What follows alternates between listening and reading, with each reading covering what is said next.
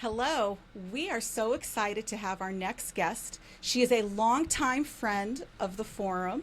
She is someone that we've known and admired and respected for years. She is a wonderful indie writer. She is working on now her fourth book. She is the author of the Heaven Sent series, which is a trilogy. And we'd like to welcome back to the Forum Celebrity Podcast, J.L. Rothstein. Hi, Jen. How are you? I am well. Thank you so much. And thank you so much for having me back. It's going to be an exciting Our time. pleasure. We've loved being in your realm with all your books and all the success that you've had. And now we want to get into what you're doing now and get into the next level. A lot of people have been talking about your book, and it is coming out. It will be the fourth book. Why don't you explain how it's connected to the Heaven Sent series? Sure, of course. So it was very interesting when I finished the trilogy. A lot of people asked me, well, how do you feel? Well, how do you feel about now that you've gotten to the end and you got all of this out of your system? Are you going to write something else that's supernatural? Are you going to go away from the supernatural world? And I just felt very strongly that the character of Kelly O'Mara in that series, first of all, I loved her. That was my favorite character, my favorite character to write about. But also, I felt like she wasn't quite done. I felt like that character was still speaking to me on some level.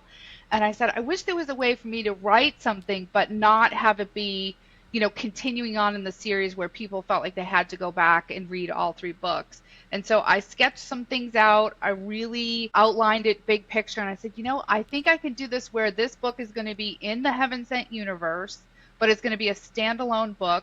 It's going to focus on Kelly O'Mara, Kelly O'Mara only. That's the only family member that it will be there.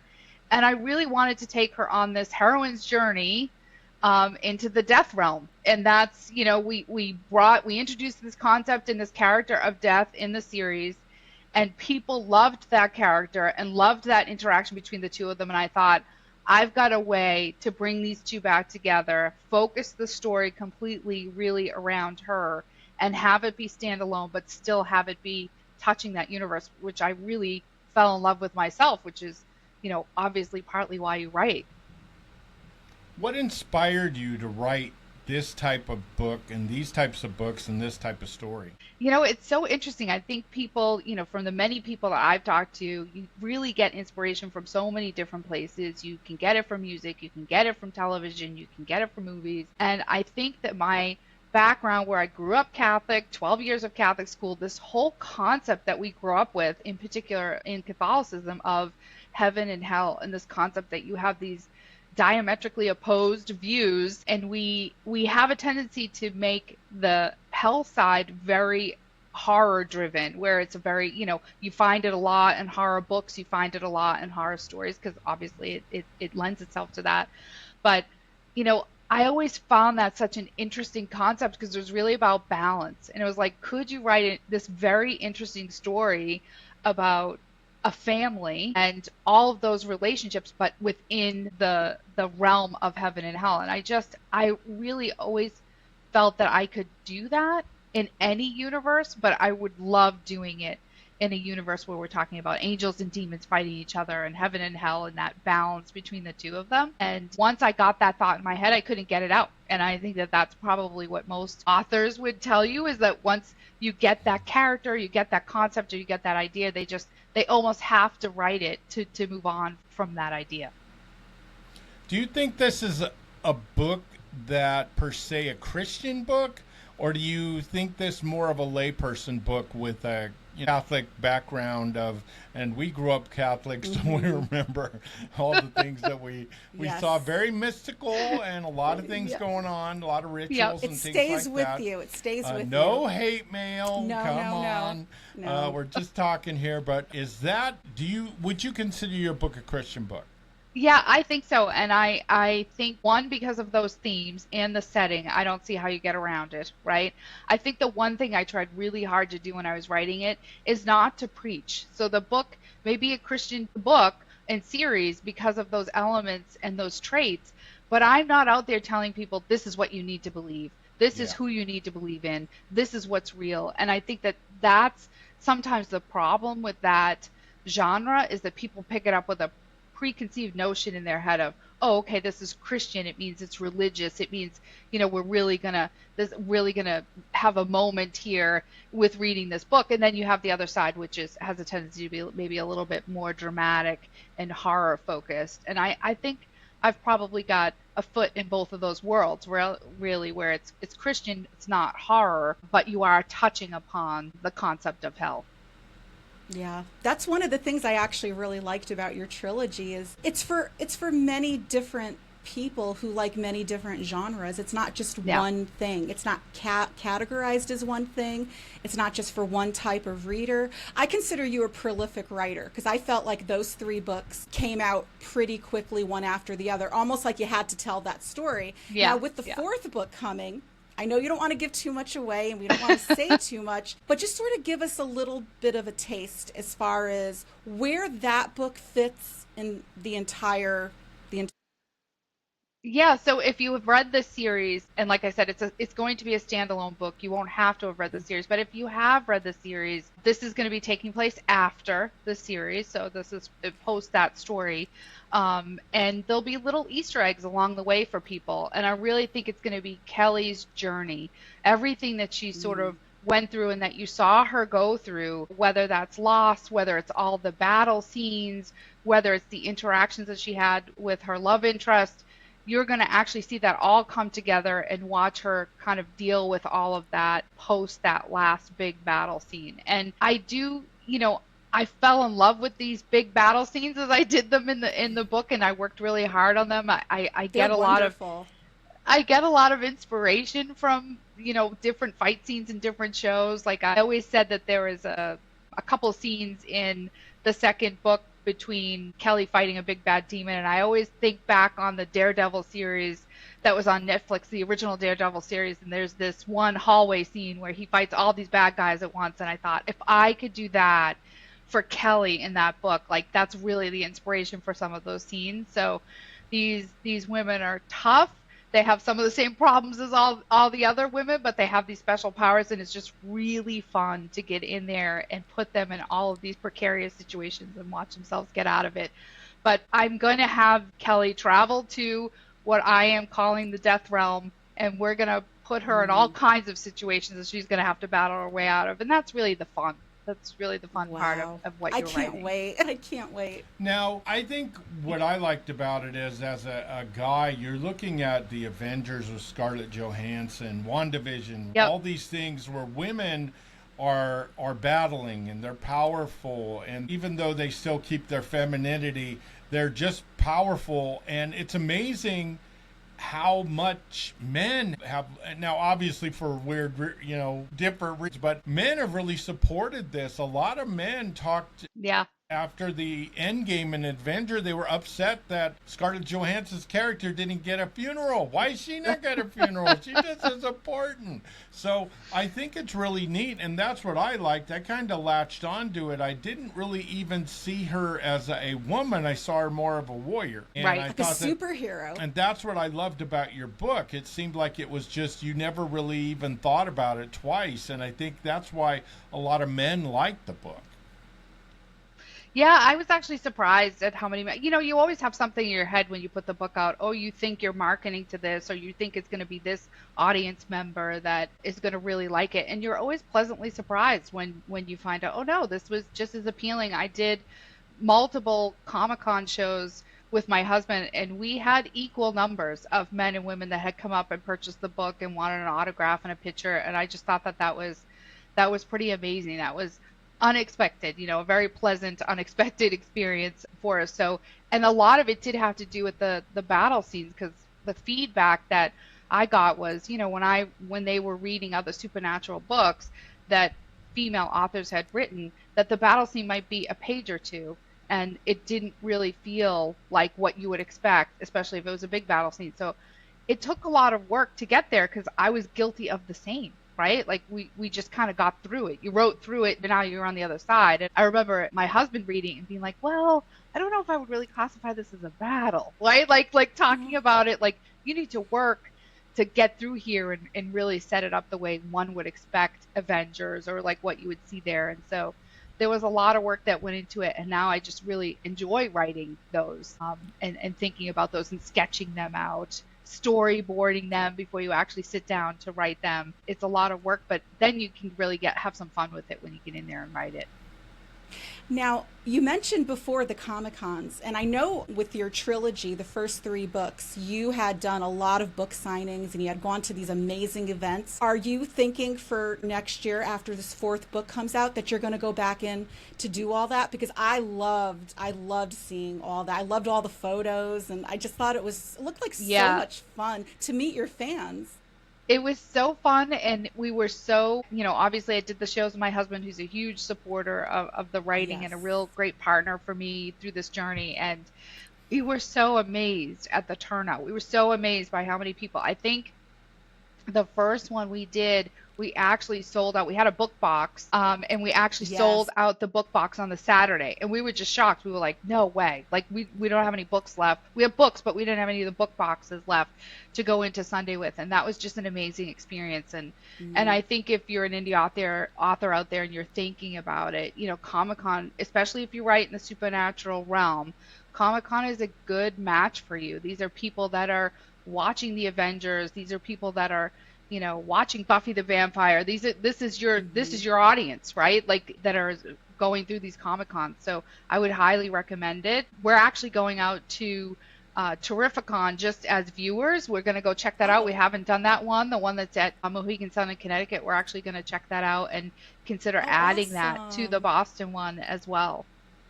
Oh, that's fantastic. Oh, wow, that's incredible. Maybe we'll see you there. Yeah, we're in Connecticut. Maybe we'll see you there. That's awesome. We're bi-coastal, but right now we're in Connecticut. So maybe we'll see you there. Yeah, it's just a couple of short weeks. And my understanding from other authors is they're very supportive. That one in particular is very supportive of the authors in particular. And so we wanted to definitely go and check that out and see if that was also a good match for us and plan for that.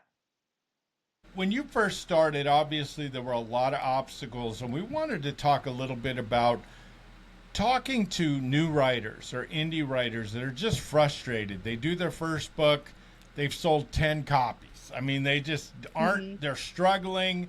They have one review on Amazon. Yeah. They're just really not doing too hot. What would you kind of give them as advice to inspire them and to kind of get over the hurdles because let's face it, there's so many writers.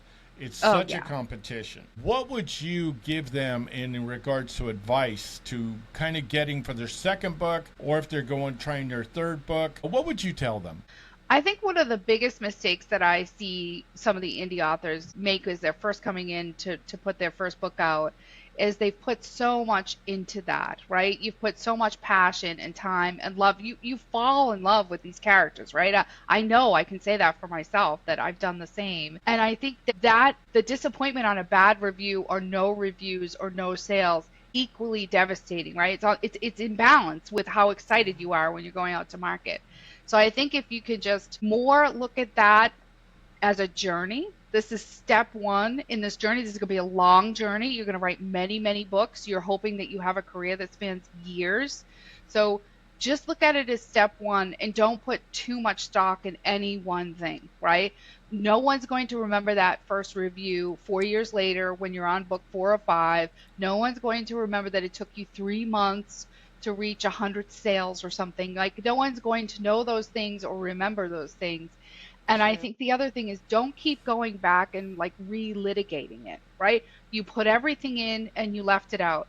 Take all the lessons that you learned and carry them into the second book. And your goal should be that every book you write, and I tell this to every author I talk to, every book you write, all your goal should be is that you get better as a writer. Is my second book better writing than my first? Is my third better than my second, and so on?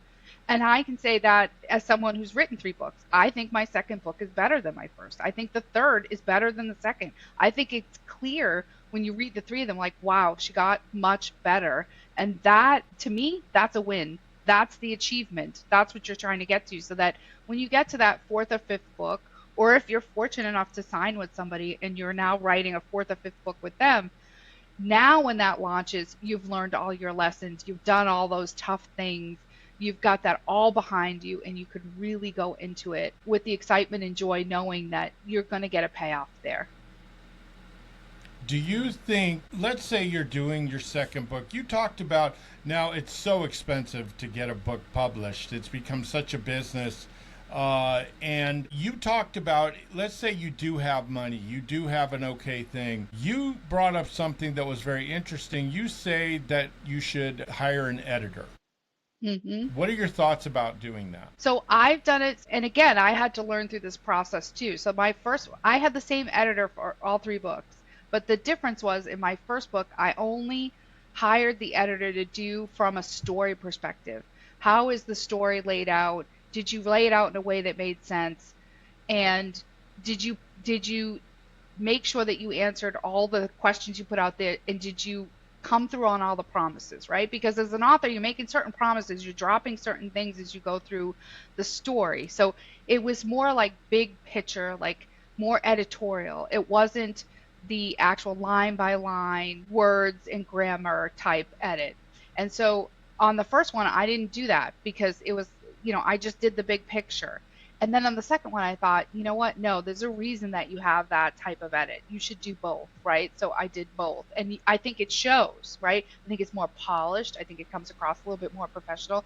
So like for me personally, that's something I learned between book 1 and book 2. But I think you need the editor because you can never find all of your own mistakes. That's one. If you're writing it, you're not going to find your mistake. If you're the one, I do this in my business career too. If I created the Excel file, I'm not going to find the mistake. Somebody else has to find the mistake. So it's very difficult to find your own mistakes. And sometimes what's in your head, you think that's what's on the paper, but it's not what's on the paper. And you need the editor to explain that. Like, to get the idea out of your head and then explain to you where in the story you missed something so that the reader actually reads the story that's in your head. It sounds very easy, but a lot of times you're thinking about something and you write it and someone reads it and says, oh, that's not what I got from it. I thought it was this. And you're like, no. You're supposed to be over here in this realm and you're over here. And the editor, that's how they think. They think exactly like that in a way that helps you to get like that. And I tell a lot of indie authors, especially people that say, hey, money's really tight. And I totally understand that. I totally get that. It is all around for everyone, right? Yeah. But I tell them, if you're going to invest anywhere, don't put something for marketing or some other area above that until you learn those lessons. Now, maybe on the second book, you can decide, I've got it now, right? Or my third book, I've got it now. I can skimp here and I can put more in the other areas. But there are other services you can, if you're in college or you're still connected with any of those professors, reach out to them. If you have somebody that does that for a living, maybe you trade services. That's a big one too.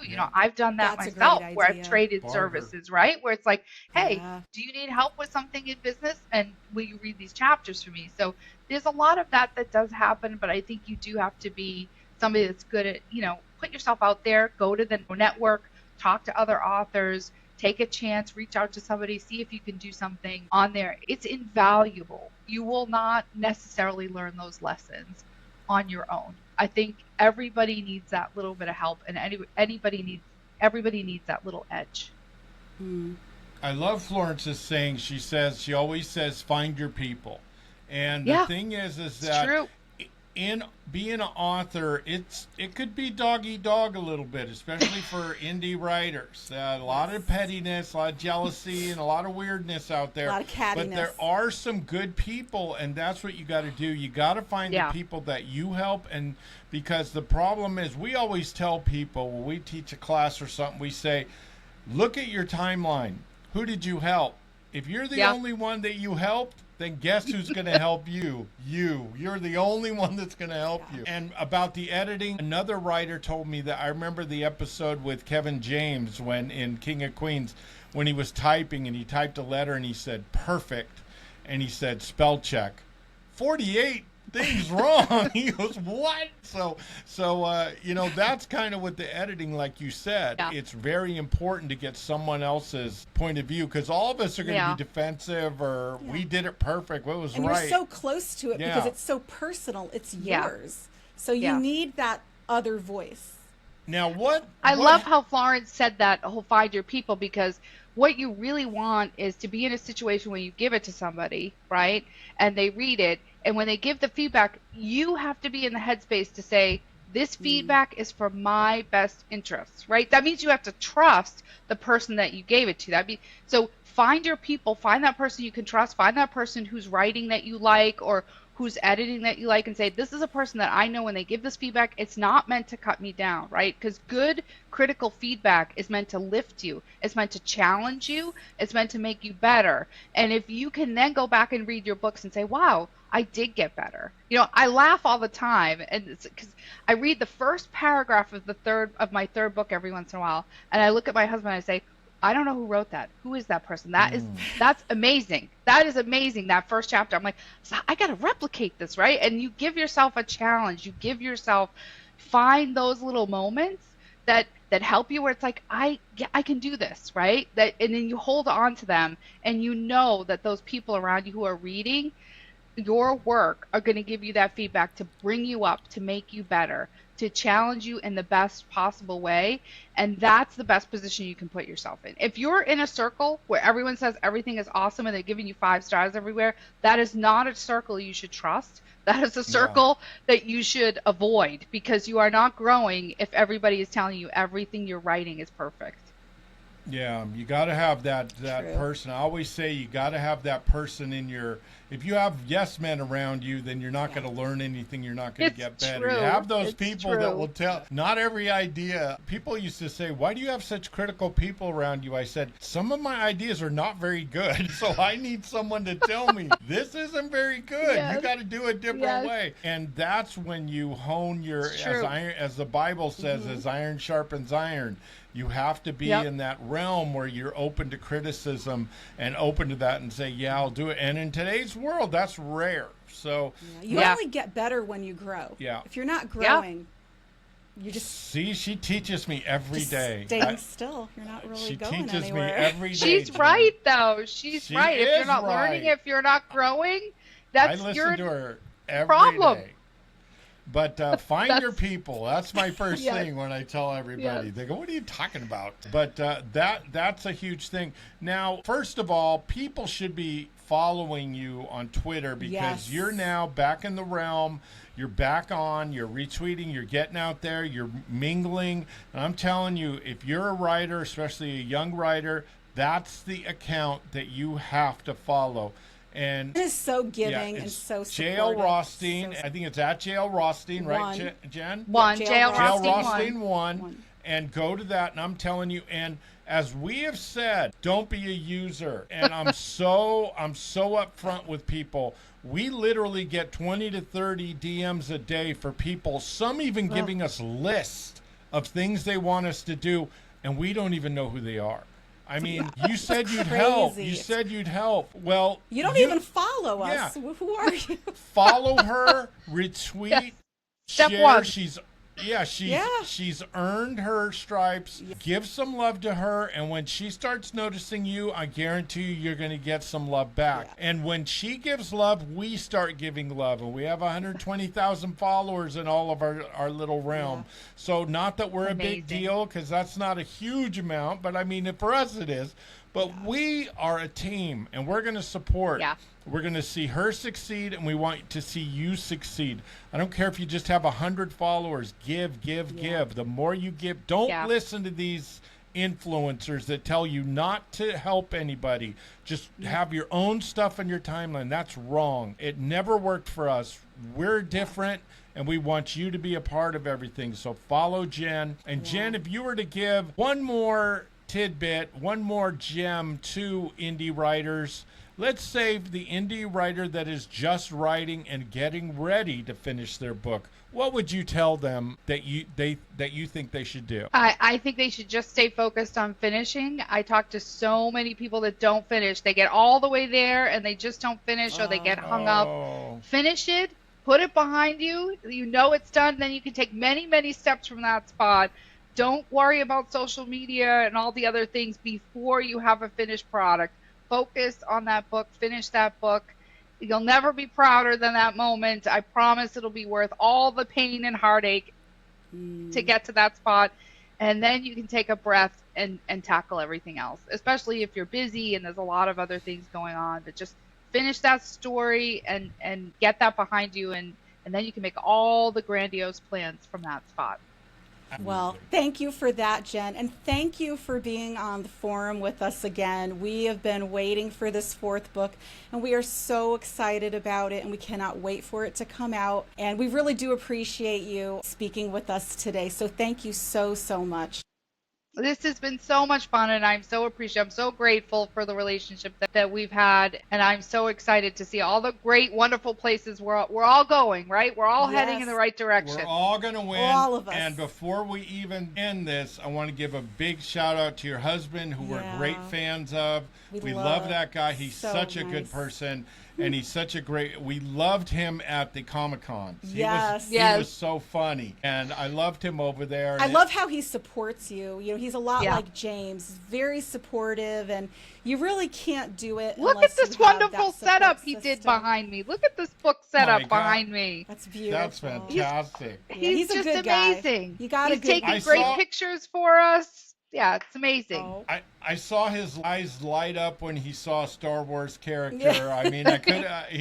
He was so happy. Yeah. But yeah, we're very excited about all the things you're doing, and I think that it's. And again, we're going to have Jen on later on. We've got some things, as you've said. We're getting more and more writers. We got a special thing coming on in September. So and it's going to be for everybody, not just beginners. It's going to be for and it's going to be something very special, because we got some big people in, and it's going to be live, so you could come in and actually ask questions. So follow us and stay tuned, because I'm telling you, this is going to really help you guys out. So we thank you, Jen. You're amazing. Thank you. Stay with us after we end this, Jen, and we wanted to ask you one more question. But thank you, guys. Thank you for coming on. It's just really this is our first celebrity book club of the year. Really, it's a recap because it's her series before, and also just acknowledging that her book is coming out, because some of you were saying, I don't think it is. Well, it is. So, it is. It's coming. We know for a fact. So she's the first person for the Celebrity Book Club of 2025. Yay. So you guys take care. Have a great week, and we'll talk to you later. Bye. And find your people. Yes, find your people.